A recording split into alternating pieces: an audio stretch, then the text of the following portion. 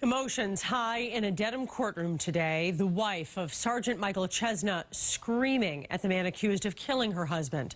Cindy Chesna sat in the last row and sobbed during the hearing for the suspect, Emmanuel Lopes. WBZ's Juli McDonald has the story tonight.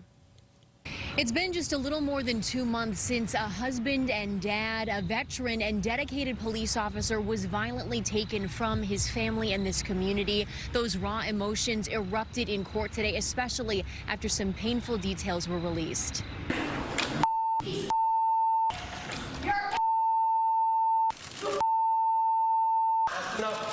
Rows of Weymouth police officers and loved ones stared silently ahead as Cindy Chesna's crying filled the Superior Courtroom in Dedham Thursday.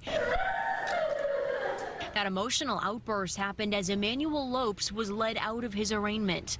The 21-year-old faces nearly a dozen charges, including 2 counts of murder, in connection to the deadly July shootings of a police veteran and an innocent bystander. Prosecutors say Lopes threw a large rock at Sergeant Michael Chesna, then described the way he was killed. At that point, he took the firearm, turned it on Sergeant Chesna, and shot him 8 times.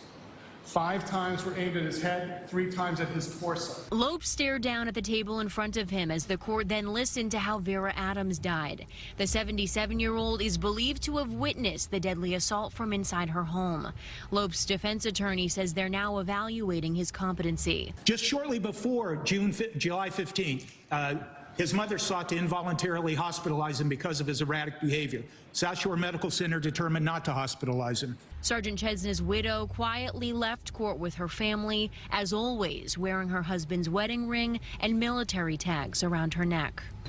Lopes is being held without bail and will return to court in late November. In Dedham, Juli McDonald, WBZ News. This is new at 8. A man from Falmouth